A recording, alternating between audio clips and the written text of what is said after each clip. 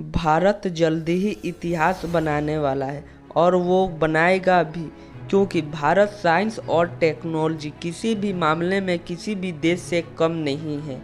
भारत ने हाल ही में 14 जुलाई 2023 को दोपहर के समय 2:35 पर अपना चंद्रयान 3 लॉन्च किया, जो कुछ ही दिन में चांद पे पहुंच जाएगा। क्योंकि आज तक अमेरिका, रसिया, चाइना ये तीन ही ऐसे देश हैं जो चंद्रमा तक पहुँचे हैं, और चंद्रयान 3 के सफल होते ही भारत वो चौथा देश बन जाएगा जो चांद पर पहुँचेगा। ये तो हुई बात भारत की तरक्की की। भारत का भविष्य बहुत अच्छा दिखाई दे रहा है, लेकिन एक और खामी है जो हमें चिंता का विषय इसलिए है कि हम भारत में रहकर ही भारत की एक जगह से आज तक अनजान है। जी हाँ दोस्तों, हम बात कर रहे हैं नॉर्थ सेंट्रल आइलैंड, जो कि अंडमान निकोबार के करीब है। जी हाँ दोस्तों, ये हिस्सा भी भारत का ही है, लेकिन हम वहाँ पे क्यों नहीं जाते और वहाँ के लोग हमारे पास क्यों नहीं आते, इसी के बारे में आज हम आपको बताने जा रहे हैं। तो दोस्तों, इस वीडियो को बनाने में हमें बहुत मेहनत लगा है, इसलिए चैनल को लाइक करें और हमारे वीडियो को सब्सक्राइब। बात है 1779 ईस्वी की, जब एक ब्रिटिश जहाज़ वहां से गुजर रहा था तो उसकी नज़र उस टापू पे पड़ी, लेकिन उन्होंने सोचा कि ये तो बहुत छोटा टापू है और इसे देखकर भी अनदेखा कर दिया। अब उस आइलैंड को किसी की नज़र में आए 78 साल हो चुके थे, लेकिन 1867 में जब ब्रिटिश लोग भारत पे राज किया करते थे तो वहाँ से एक जहाज अंडमान की ओर निकला। तब वो सिर्फ रास्ते में ही खराब हो गई, और वो जहाँ खराब हुई थी उसी के पास में नॉर्थ सेंट्रल आइलैंड था। इसलिए जहाज़ के कैप्टन ने ये फैसला किया कि हमें इसी टापू पे रुकना चाहिए और जब तक कोई हमारी मदद ना करे हमें यहीं पे इंतज़ार करना चाहिए। उस जहाज़ पे इंडियन और ब्रिटिश 116 लोग मौजूद थे। अब उनको उस आइलैंड पे किसी प्रकार का कोई डर नहीं लग रहा था, क्योंकि समय बीतते बीतते 3 दिन हो चुके थे और वो उस द्वीप पे आराम से मज़े ले रहे थे। इसलिए वो भी चाहते थे कि रेस्क्यू टीम अगर आराम से भी आती है फिर भी कोई फ़र्क नहीं पड़ने वाला, क्योंकि वो लोग बहुत मज़े में थे। लेकिन तीसरा दिन ढलते ही उन्हें अचानक से बहुत तेज़ शोर सुनाई देता है। वो उससे पहले उस शोर को समझ पाते उनके ऊपर तीर और भालों से ताबड़तोड़ हमला हो जाता है। वो जल्दी जल्दी जहाज़ की तरफ भागते हैं और जहाज़ पे चढ़कर इमरजेंसी कॉल करते हैं। इमरजेंसी कॉल के कारण वहाँ पे हेलीकॉप्टर से उन्हें रॉयल नेवी ने जल्दी से रेस्क्यू किया, लेकिन फिर भी उसमें से कुछ लोग मर चुके थे। यह पहली बार था जब लोगों को पता चला कि उस द्वीप पर लोग हैं। अब सबको ये पता चल चुका था कि उस टापू पे बहुत खतरनाक लोग रहते हैं जिनका बाहरी दुनिया से कोई लेना देना नहीं। इसी कारण अब वहाँ पे गए हुए लोगों को 13 साल हो चुके थे, लेकिन 1880 में एक ब्रिटिश को वहाँ भेजा गया जिनका नाम बोटमैन था, और वो भी ये चाहते थे कि मैं यहाँ पर जाकर बाहर की दुनिया को इन लोगों के बारे में बताऊं और इन लोगों को बाहर की दुनिया के बारे में बताऊं।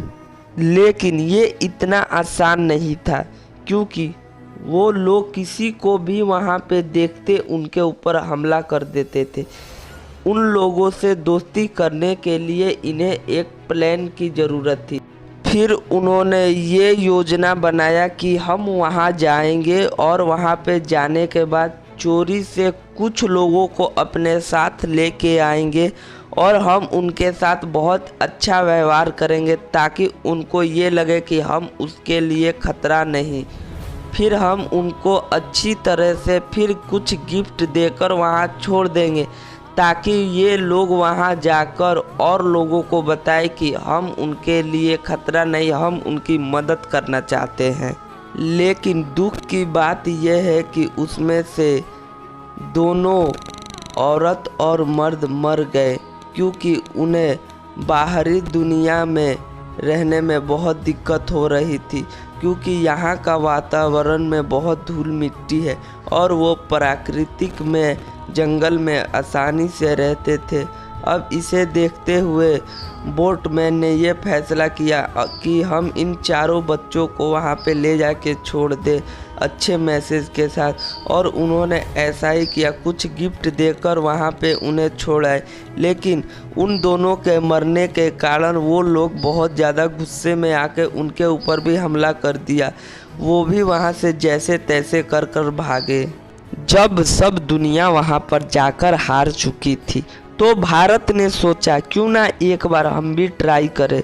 1991 में त्रिलोकनाथ पंडित को वहाँ पर भेजा गया, जो अपने साथ कुछ नारियल लेकर गए थे।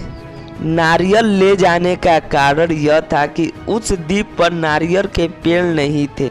नारियल को पानी में डालकर उन्होंने लहराकर नारियल को पानी के किनारे पर पहुंचाया, और वो नारियल लेकर सोचने लगे और इधर उधर भागने लगे। उन्हें कुछ समझ नहीं आ रहा था, लेकिन जब उनको ये पता लगा कि ये खाने की चीज़ है तो वो बहुत खुश हुए और नारियल को पानी से उठाकर किनारे पर फेंकने लगे। अब त्रिलोकनाथ पंडित ने फैसला किया कि हम किनारे पर जाकर अपने हाथों से नारियल उनको देंगे। अब जहाज को किनारे पर लेकर गए और धीरे धीरे नारियल उनके हाथों में देना शुरू किया, और वह बहुत खुशी से ले रहे थे। ये पहली बार हुआ था कि वहाँ पे गए हुए लोगों पर उन्होंने हमला नहीं किया, और जो भी गया था सही सलामत फिर जिंदा लौटकर आया था। अब भारत सरकार ने वहाँ पर जाने के लिए प्रतिबंध लगा दिया, क्योंकि वहाँ पर जाने से उन लोगों को खतरा और जाने वाले लोगों को उनसे खतरा था। और उनकी सुरक्षा में इंडियन नेवी भी रहते हैं, जो कि उस द्वीप से 5 किलोमीटर की दूरी पर किसी को अंदर नहीं जाने देते। फिर भी वहाँ पे कई टूरिस्ट छिप कर जाते हैं और अपनी जान से हाथ धो देते हैं। वो वहाँ पे जाते हैं रिसर्च करने के लिए, लेकिन उनके हाथ में केवल मौत ही मिलती है। एक बार वहाँ पर नेशनल ज्योग्राफिक टीम भी पोएट्री बनाने के लिए गई थी, लेकिन वह उनके ऊपर भी ताबड़तोड़ हमला कर दिए और एक तीर डायरेक्टर के पैर में आकर लगी, और वो वहाँ से उल्टे पैर जल्दी से जल्दी भाग निकले। और इसी कारण आज तक अब वहाँ पर कोई नहीं जाता, और अगर जो चला भी जाता है वो वहाँ से नहीं आता, क्योंकि उन लोगों को बाहरी दुनिया से कोई मतलब नहीं। वो अपनी दुनिया में खुश हैं। वह फल और शिकार कर कर जिंदा रहते हैं। वो इतना ही जानते हैं कि हमारी दुनिया बस यही है, इसलिए वहाँ पर किसी को जाने भी नहीं दिया जाता।